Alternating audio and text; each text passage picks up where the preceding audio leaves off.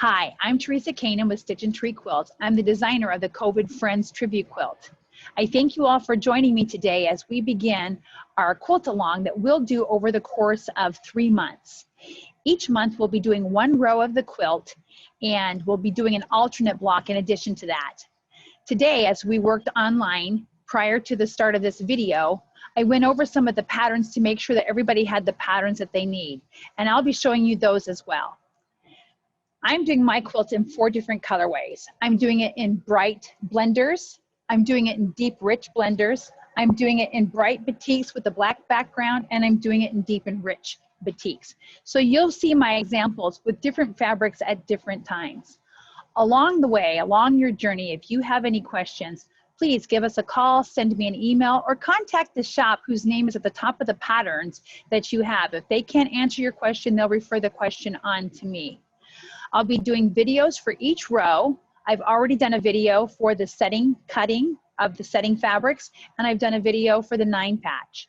Today, in addition to the blocks that we're using for row 1, I have a separate video that's a primer on paper piecing, because one of the blocks, the big apple, this block here, has a little section that is paper pieced. And while we didn't have time in our regularly scheduled quilt along for me to go over the direct instructions for paper piecing, I include that as a separate video. I thank you for joining me, and I hope you all have stayed safe. Here's what we have so far. The first pattern that you should have received would have been a pattern that tells you about your background fabric, and it would have started out talking about the background of COVID and your background, and then it would have the cutting instructions for all of the background fabric for COVID. We have a lot of folks that were really anxious to get started, and they wanted to make sure that they were doing something in the time that came up before us. You will note on this pattern, and there is a separate video on our website, on our Facebook page, and on our YouTube channel that talks about the background fabric and cutting. It is separated into the areas of the quilt, the setting squares, the inner border, the binding, the 9 patch, and the block set. This part right here in the block set, the outer part of each block is described here, but the actual 6-inch block units are going to be on your individual patterns. So this is a pattern that you should have received a while ago. On each of our patterns, there will always be a section for your personal reflection. And this is where you get to write your own personal COVID story, whether you're writing that for yourself or maybe someone that you plan to gift the quilt to. The second pattern you should have received is the pattern for the 9 patch settings. There are 80 9 patch settings in this quilt. And this is what, when we did the fabric exchange, this is what a lot of that fabric exchange fabric will go for. And so in this particular pattern, again, it tells you how to do a simple 9 patch. There's a separate video online for that. And again, there's a place for you to write about your setting. All of us will be different. Where we come from makes our response to COVID very different and how it impacts our lives. Then last week, I sent out the pattern preview once we pattern tested. Typically, we will pattern test 2 weeks before the pattern comes out.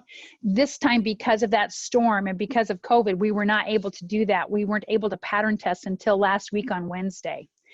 So you would have received in a preview the instructions that have been tested for each block, but you wouldn't have received the written part. So these are the patterns that are now complete that would have gone out on the email today. Karen Sue asked a question, will we get the other new blocks as well, like for graduations and weddings? And the answer is yes, you definitely will. So each month as we do a row, there'll always be alternate blocks. So in this month, row 1, the first block is Chinese lantern. The second block is a Pandora's box. And in each one of these patterns, I've written about that. I've written about how COVID initiated, we believe, in China, in China. And on the Pandora's box, it's how it came to the United States and opened a Pandora's box. The third block that I have in the first row is the Big Apple. That was our first major metropolitan epicenter. And then as an alternate for the first row, I have done a Red Cross block because of the extra work that the Red Cross has had to do in order to take care of all of us throughout this. So those are the 4 patterns that you should have received. Additionally, you would have received a 5th pattern, which is how to set the block.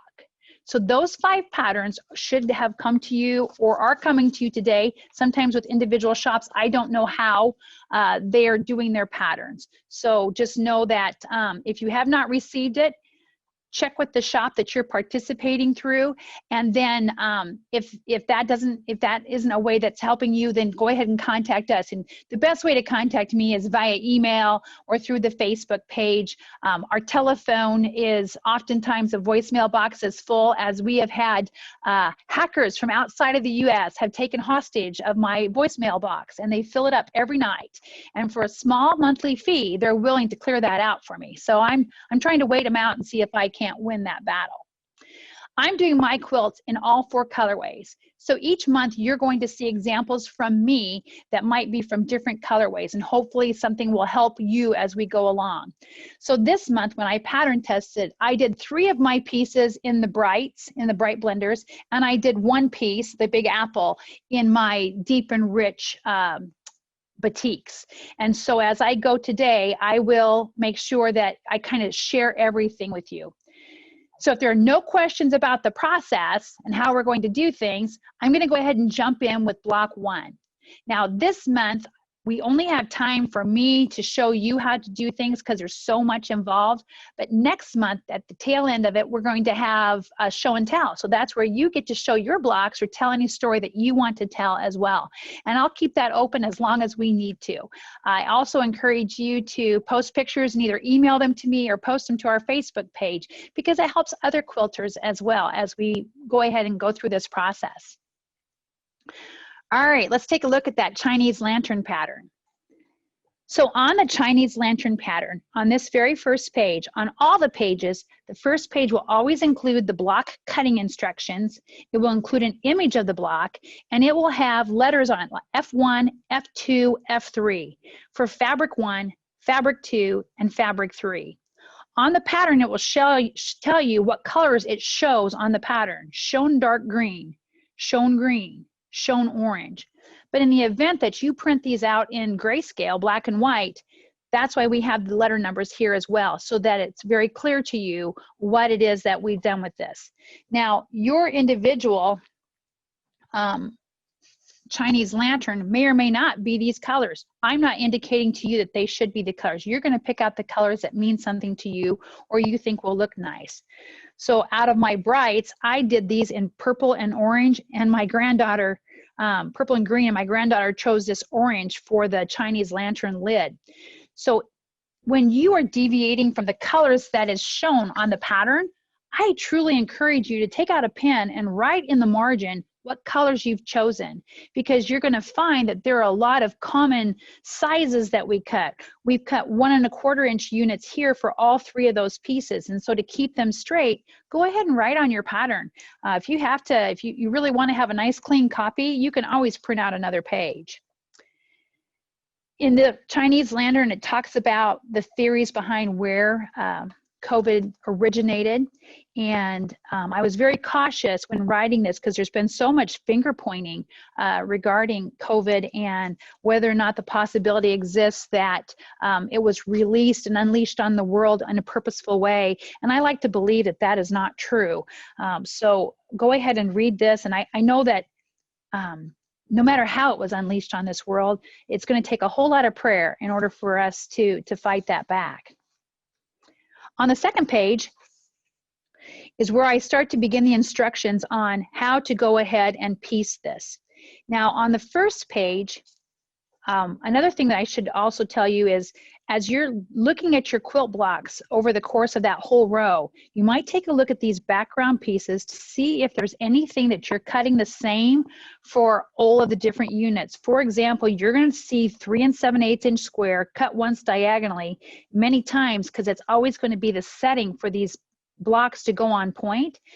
Wouldn't hurt to go ahead and add those up and get those all cut at one time as opposed to having to cut each block individually. It helps save time, helps save fabric. You're only scoring your fabric up once, and hopefully it makes the whole process a little easier for you. All right. So for my Chinese lantern that is set in my deep batiks, I chose this really yummy deep green from my stash. And I chose an orange for the lid of my lantern, and I chose a gold for this center section. So I wrote right on my pattern, orange, gold, and green, so I don't get it confused.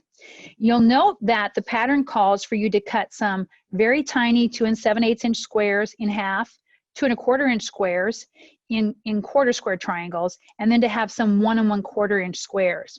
And I'm going to show you a couple tips that I like to use that makes things a little bit easier. First of all, when I'm cutting a unit such as a 7/8, my favorite go-to ruler is a Marty Michelle. It's called my favorite square up ruler because it has perfect 1/8 inch markings. Sometimes rulers don't have a good 1/8 inch, and it leaves you kind of guessing. Like this Olfa has 1/8 inches, but they are 1 inch apart. So it leaves me guessing whether or not I have that 1/8 inch really caught there. So I do like to use a ruler that has a real good strong 1/8 inch marking for these. And that's really important because with these blocks, as small as they are, if we cut them correctly, they're going to piece correctly.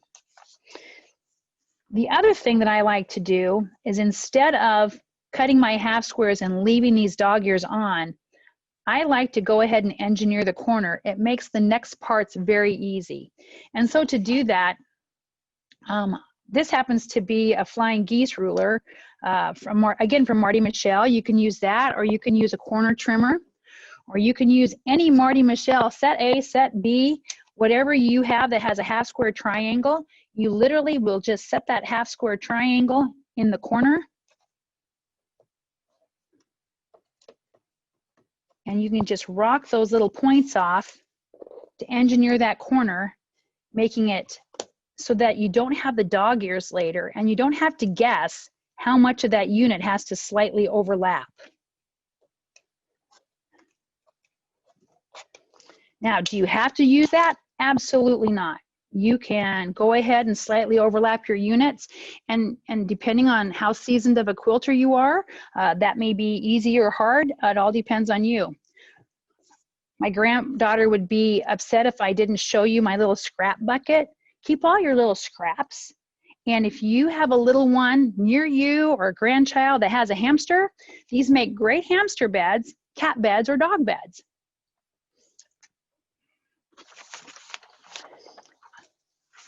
All right, the first step of the pattern calls for taking that lid of the lantern,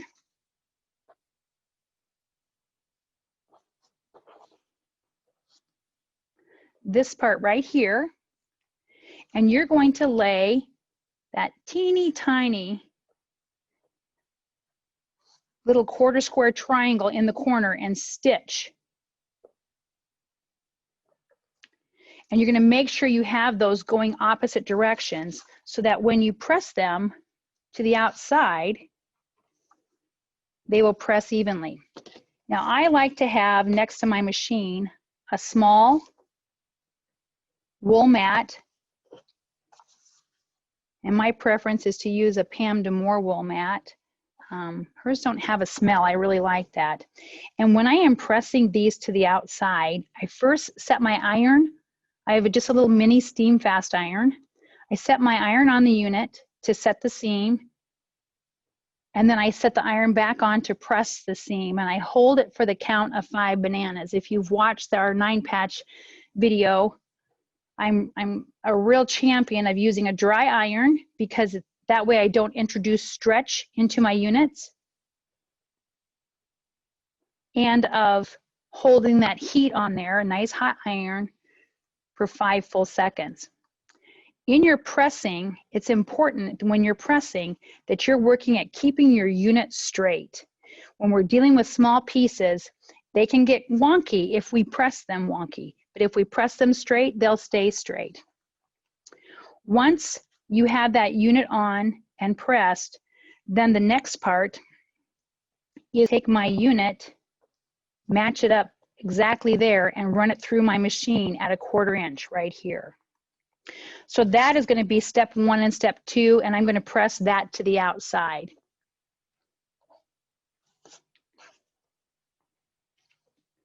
In step 3, we start to work on these little pieces here.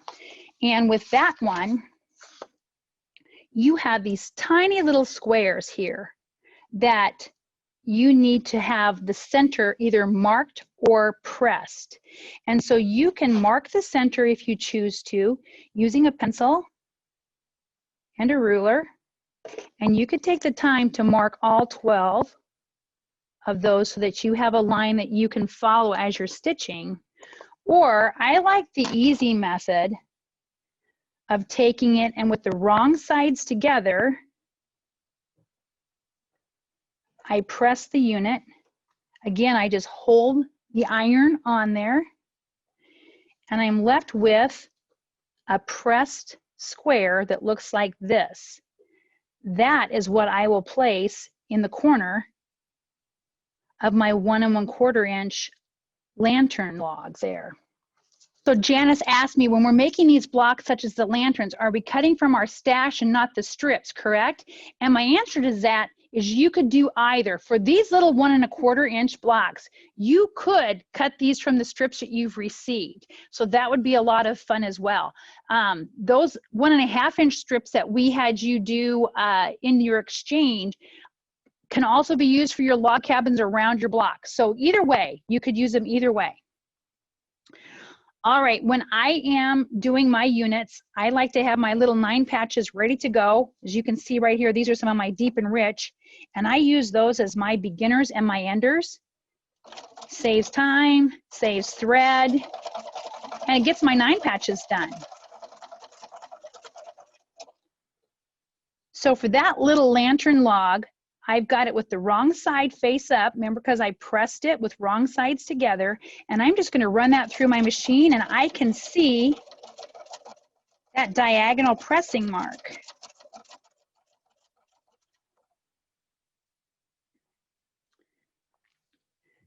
Now it's important to note if that's diagonal in, then this corner has to be diagonal in as well. So I'm going to put that through my machine to make sure, and trust me, I've done this wrong a couple times, to make sure I have those diagonal in, and I'm just going to chain piece those. Anytime we can chain piece, we're saving time. So in order to bring those 2 out of my machine, I'm just going to drop in another 9 patch block.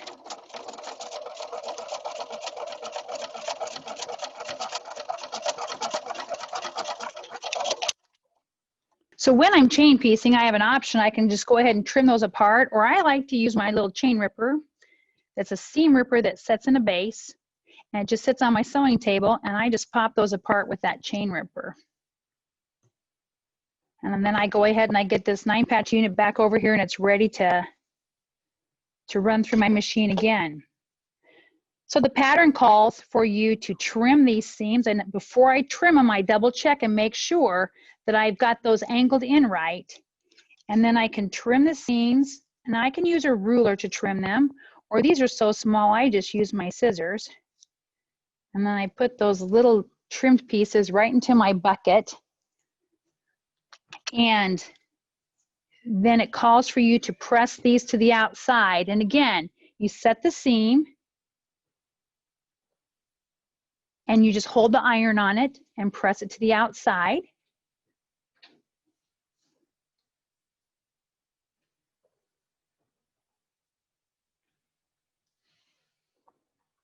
And you will do that until all of your pieces are ready to put together.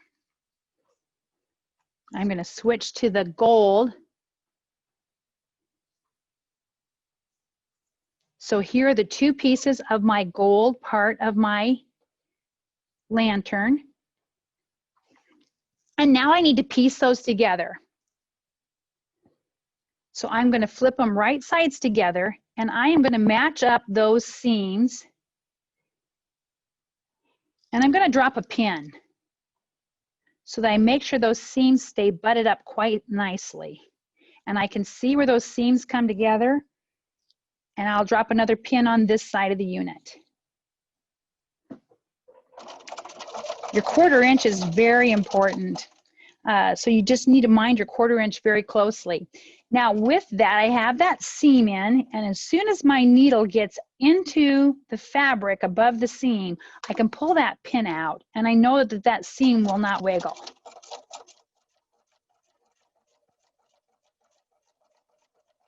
Same thing for the bottom part of the machine. Once I pass the seam, I can pull the pin out.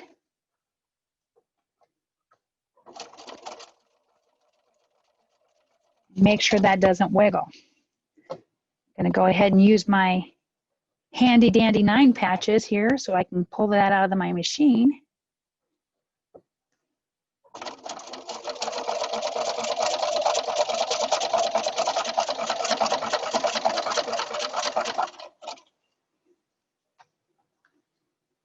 Fabric 1, 2, and 3 are from the strips, Karen Pelchat asked. They can be, or they can be from your stash. You can use fabrics 1, 2, and 3 from the fabrics that you exchanged in your strips, or you can use them from your stash. It's entirely up to you.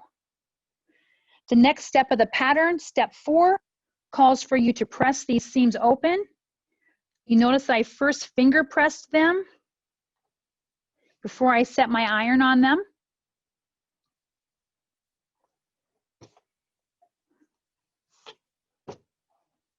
And that part of my unit is finished and ready to go. So I will go ahead and continue and make the other sections of my lantern.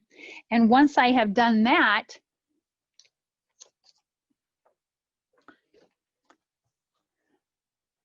I'll sew the sections of the lantern together, pressing them open. And I will end up with a unit that looks like this. And then I just sew my half squares onto the sides to go ahead and create my square in a square unit. It's important to press with the directions that the pattern calls for. Always with the pattern, I will tell you where to press. It may not seem the way you want to press it, but usually in any given step, I have you pressing so that you're preparing for the next step. And that's everything from Block 1 Chinese lantern. One of the things too I also want to point out is that when you're cutting, you should not be using your mat as your rule of measurement, because mats can stretch, shrink as you go. Again, you should use a ruler. So in a case where I'm cutting a 1 1/4 or 2 1/4, I should square up a side of my fabric and then use my ruler to help measure and make sure that I'm cutting that correctly. And I'll show you later what to do if your ruler is bigger than what, for example, my 6.5 inch square up tool, if my piece of fabric is larger than 6.5 inches, what do I do with that? So I'll show you what to do with that in just a little bit. So Karen Sue is confused. What are the strips from the exchange for specifically, and are we supposed to use them for the blocks or in the 9 patches? Okay, Karen. Specifically, you will use them in your blocks and your 9 patches. So let me show you where you're going to use those. The 1.5 inch strips will be used right here around every single block. And in the separate video, I'll talk about the colors that you use and where you might place those, because there's up to 8 different colors in the quilt. And so you're going to want to make sure you move your colors around pretty evenly distributed throughout the quilt. So this is where the 1.5 inch units go. See, they're all 1.5 inch width. Now, if you chose to use any of those, say for example, this one is 1.5 by 12.5, you still have 8 inches left from the strip that was sent to you, so you could use it for part of your Chinese lantern if you choose to. That's entirely up to you. The 9 patch units, let's see. The 9 patch units here are where your 2.5-inch squares go. And with those, you end up using, again, about 12.5 inches of that 2.5-inch strip. So you're going to have pieces of that left over as well. So if there's colors that appeal to you, go ahead and use them somewhere else in your quilt. This is where you get to choose however you want to use that. So you'll use the fabric exchange in 9 patches. You'll use it in the log cabin setting units. You might use it in some of your blocks. It's entirely up to you. Hey, Pandora's Box is going to seem like a piece of cake compared to that very first one, the Chinese lantern. So in this particular pattern, I tell the story of, first of all, where do we even come up with the phrase, you know, unleashing a Pandora's box? And so essentially that's what happened when COVID found its way to the US, whether it is from a traveler that came from China or if it got here earlier before that, it's hard to know. But once that first traveler came back to the United States, it opened a Pandora's box, because without us knowing it, COVID infiltrated literally every state in our nation and every major city. So this kind of tells a story about this and talks about, again, I'm not pointing any fingers. I'm not saying we could have done any different, because the truth is we wouldn't have known what to do different. I want to go back to what my friend says, that we did the best we could given the resources we had or what we knew at the time. And I want to believe that. So for your Pandora's box, again, if you're not doing it in blue and gold, like it shows here, blue and orange, I'm doing this next one in purple and blue. And my very first Pandora's box out of my brights, I did in a blue and a pink. And it was when I was doing this block that my granddaughter said to me, "Oh, that's pretty fabric, Granny. We should make a face mask with that fabric." And so it made me think, I think I'm going to make a face mask out of every fabric that I put in one of my inner blocks of my quilt. So you're going to see images of my blocks posted with their corresponding face masks that I'll give away to anybody who needs them. We've been part of a face mask project here since March, and all told, through different people in our shop, we've distributed thousands of face masks. So with the Pandora's box, again, you've got a background. Here's that magic you need 2, 3, and 7/8 inch squares cut once on a fold for the half square triangle. And you just need some half square triangles. So this one's going to seem like a piece of cake.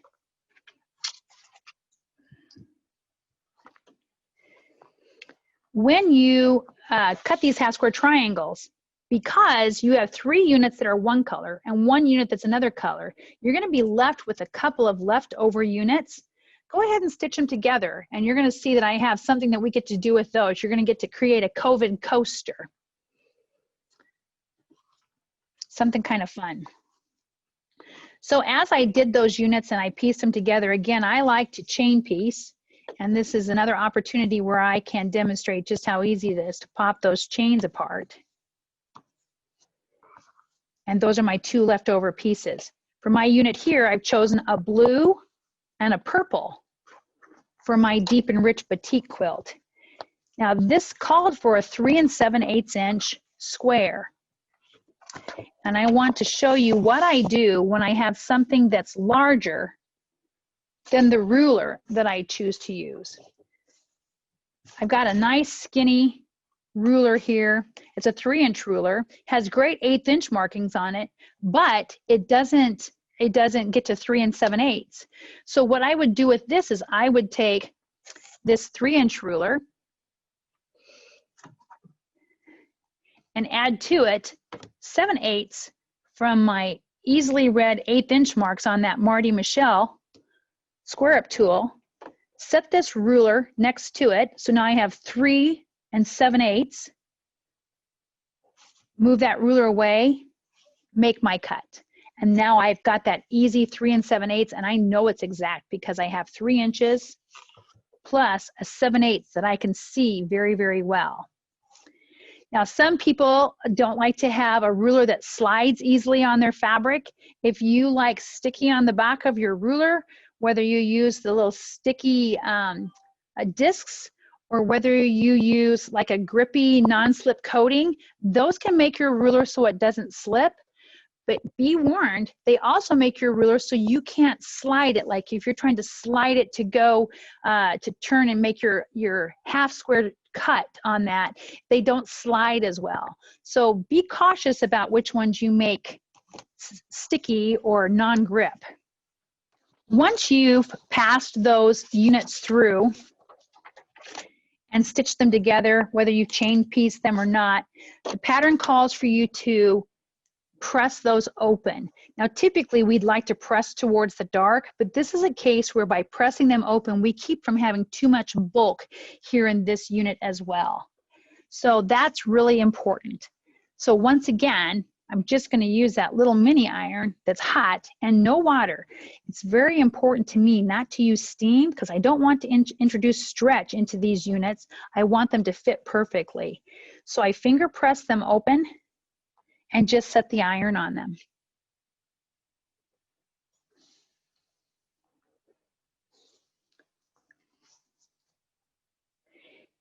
And once I've done that, it makes it fairly simple to go ahead and stitch these together as if they were just a simple 4-patch.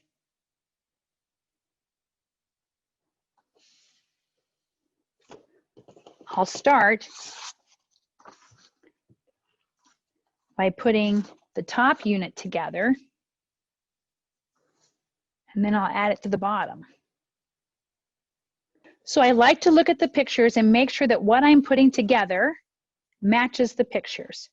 So the pictures show the point going up, point going up.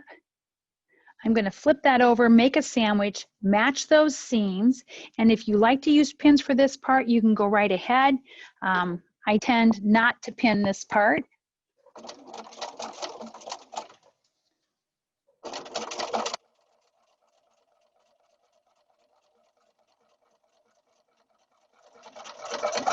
Now again, I've got the bottom half of the unit, so I can go ahead and just chain that right through at the very same time.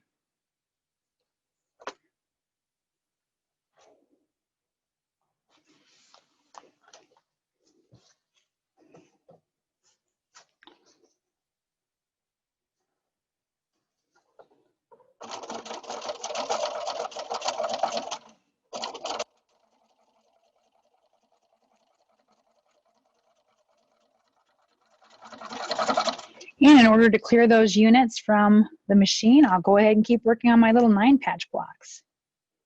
You'll note that I don't take the time to flip it over and see if I've got those matched up perfectly.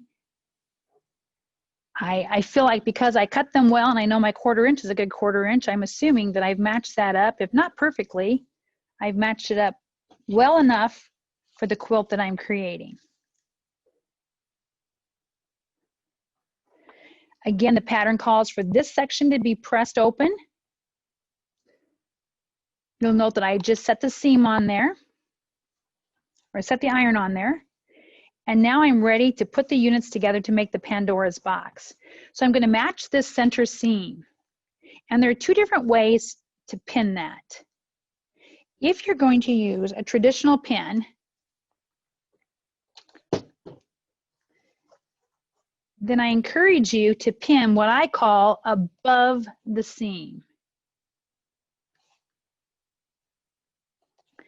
And that means that I'm going to travel down the machine until I catch this fabric above the seam. I'll pull the pin out, and then I know the seam stays in place. If you pin below the seam, as you're coming down with your machine, you typically would stop as you get to where you see the seam on the top, but depending on how your machine feeds the fabric through, it could be pushing that fabric underneath. And what you thought was a perfect match of those seams and a perfect nest of seams ends up being just wiggled off a little bit. So one way is to pin above the seam. Another way to handle that seam is to use what's called a fork pin. And a fork pin is it's a 2-pin, it has 2 pins to it with a bend at the top. And with that fork pin, you can put it into your seam and it actually goes on both sides of the seam. I don't use a lot of fork pins. I mean, what I'm saying by that is you don't need many. A lot come in one box. So it's something you easily can share with other quilting friends because you typically only need 1 or 2, maybe 3 to pull a block unit together. A fork pin is really spin, and so it feeds through my machine. And again, I can catch that right there where I know it's caught that thread of the seam.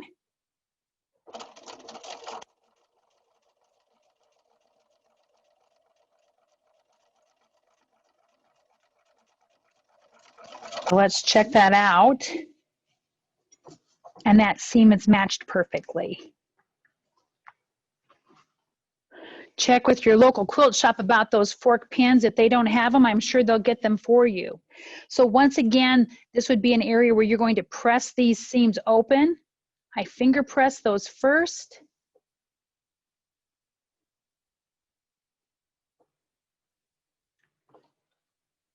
And then just set my iron on the unit. So like I said, that Pandoras unit is pretty easy compared to the Chinese lantern. So we're ready to roll on to the third block. It's probably one of the most difficult blocks of this particular row. And that is the Big Apple block. Now the Big Apple block has a section up here that is paper pieced. And after this, my session is over today at 2 o'clock, I'll go ahead and go online and do a little primer on paper piecing to make it easy for everyone. Just know the rest of the unit is fairly simple.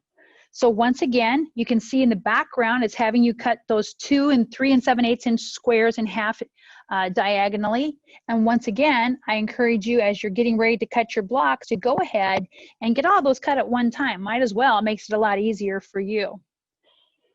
And then you're going to use 2 different reds. So for my deep, rich batiks here, I chose these 2 reds because it gives a little bit of a contrast to it. So it makes it look a little more inviting. I don't know, I've never seen an apple that's all one color. You know, we tend to color them like they're all one color, but the truth is that's really not how they come off the tree or out of the store. So the pattern talks about how New York became our first epicenter. And sadly, our whole nation got to learn from the experiences of New York. When we saw that they were running out of PPE, then all of a sudden hospitals around the country started scrounging for equipment. And it was really kind of a race for everyone to try to see how they could get personal protective equipment for their staff as quickly as they possibly could. That's kind of when our mask making here in Iowa really hit a strong point. So in this particular pattern on the second page, it tells you to take half square triangles and to place them in the corners of your squares.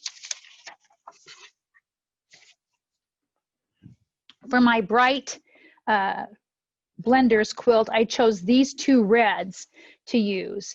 And once I had my 2 5/8 inch square,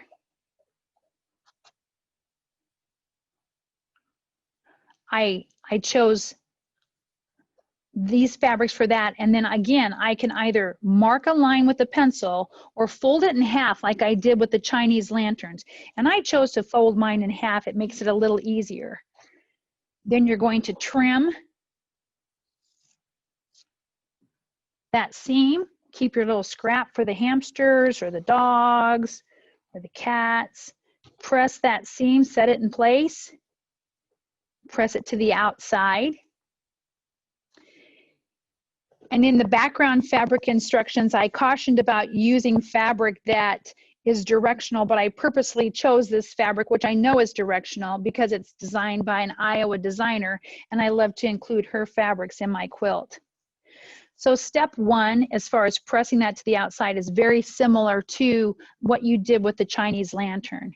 In step 2, you're going to put 2 units together of opposite colors. And you're going to make 2 units that look like that so that when you put them together, they make the apple. Similar to what we just did with the Pandoras box, you're pressing those seams open to reduce the bulk out here so we don't have a bulky area. And then the last thing that we will do here is we will add that paper pieced unit to the top. So I'll give a little bit of instruction on paper piecing right now, but I'll do a full primer on it later. I tried to just use a pieced instruction here, but it really doesn't piece well. It gets kind of wonky really quickly. So I went with paper pieced for that.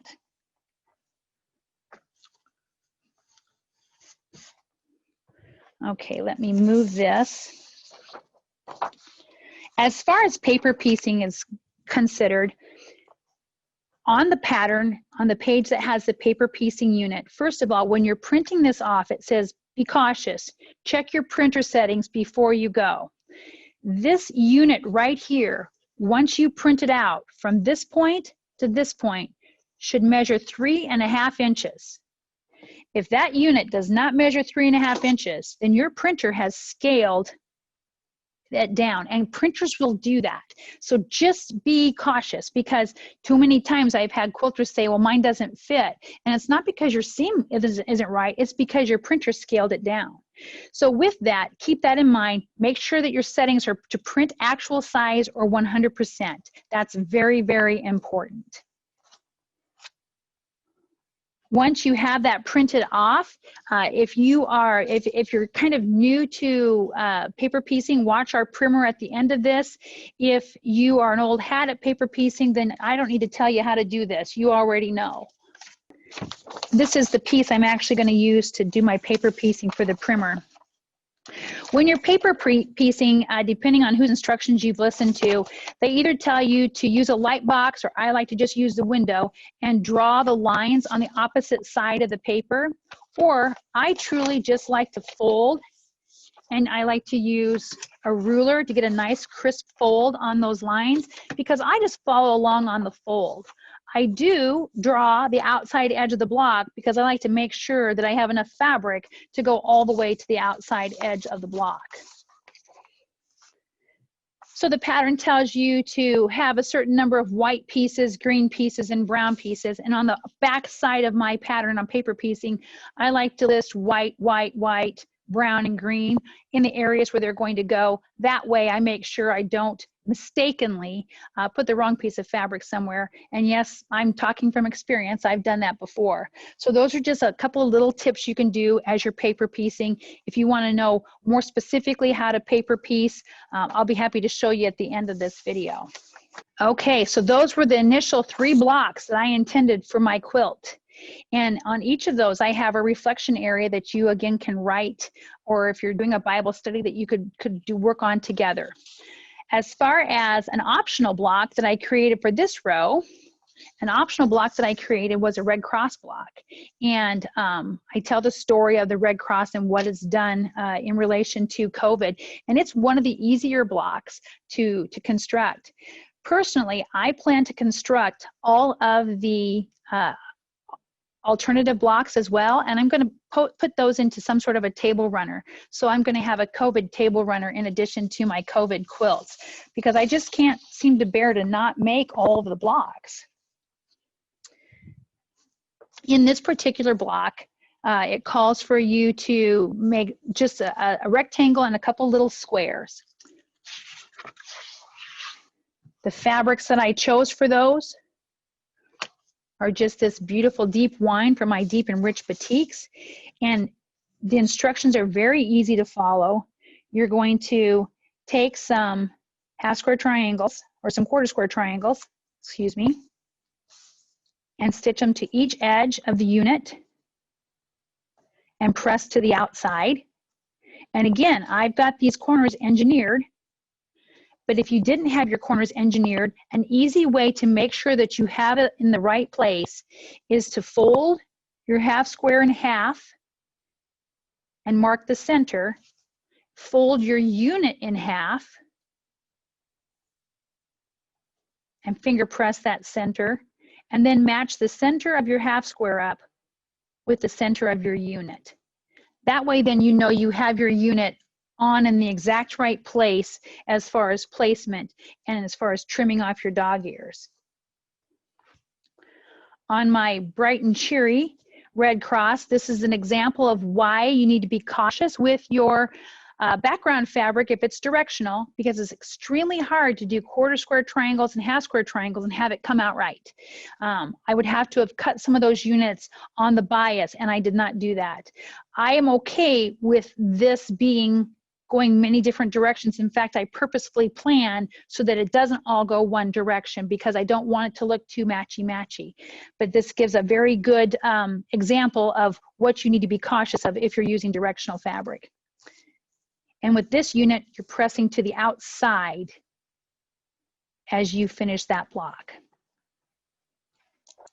And you can see we're at 2 o'clock. And our time is pretty short here. We're coming up on the closing time of when this quilt along would be over, and I haven't even gotten to the block set. Each one of these units, each one of these 6-inch units will end up inside a sawtooth star, which is inside a colored log cabin, which is inside a background log cabin that ultimately then will allow that block to float on your finished quilt. You can see how by having that little strip of background, it allows that block to float on the finished quilt. I don't have time in this particular video to do the instructions for putting this together. I'm going to shoot a separate video for that, and it'll all be posted this week.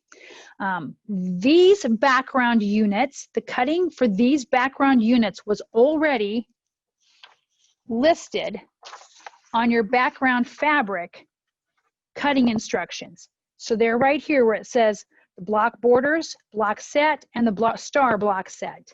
Those have already been cut, so you can pull those out of your pile and go ahead and get them ready.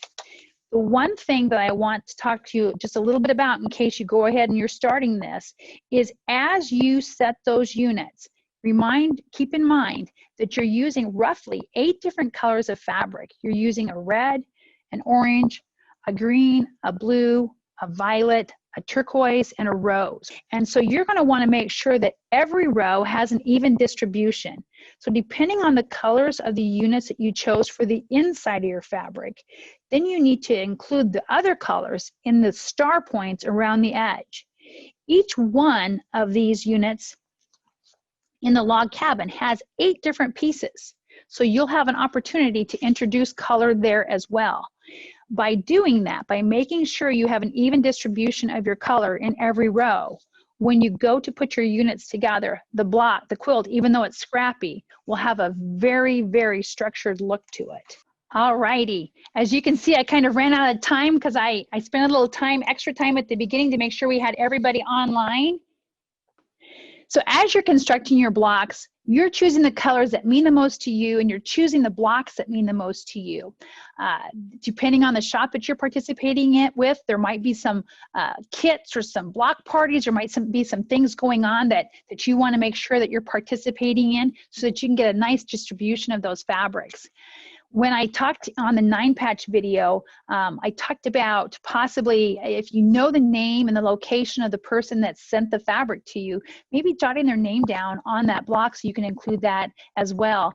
We really don't do much with friendship quilts like they used to do back in the 60s and the 50s and the 40s, but maybe now is the time to do something with a friendship quilt.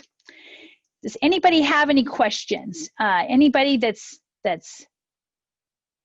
online right now with me, if you have any questions, type them in the chat and I'll try to answer those real quickly here before we move on. And then I'm going to go ahead and close out our Zoom session for today, but I'm going to move on into the actual paper piecing of that apple stem unit. So anybody who wants to is welcome to stick around and, like I said, stay after school and learn how to make the stem for that apple. So just one question before we leave. So should we do the 9 patches first? And then we'd know how much fabric was left. You know, you're going to need, out of those strips, you're going to need about 12.5 inches of those. So I would say cut your 9 patches, cut a good even distribution. So you have some reds, some oranges, yellows, greens, but you might also have some fabrics that mean something very special to you that you want to make sure you include in a 9 patch. I've got some pieces of fabric that are from a grandparent, and I want to make sure I include those in my quilt as well. So you can be picky and choosy, or maybe in the exchange, you might have received see two fabrics that look so similar, you might not want to have two 9-patch blocks of that same look of a fabric. And so in that case, you might choose to use some of those in your blocks instead. You're going to have 89 patches. I personally plan to literally just keep feeding them through my machine as I need beginners and enders, not only for this quilt, but for other quilts that I'm working on. So I thank all of those that you've joined me today and the shops who are hosting this as well. And so next month we'll be online again. If you have any questions in between, email me, post a message to the Facebook page. When the video posts up, go ahead and post something either on the YouTube or on Facebook, and we'll respond to all your questions. If you have any questions about your fabric choices, ask those of the shop that you're participating through, or send an image to us through Facebook, and we'd be happy to answer that as well. Thanks so much, and you all have a blessed day.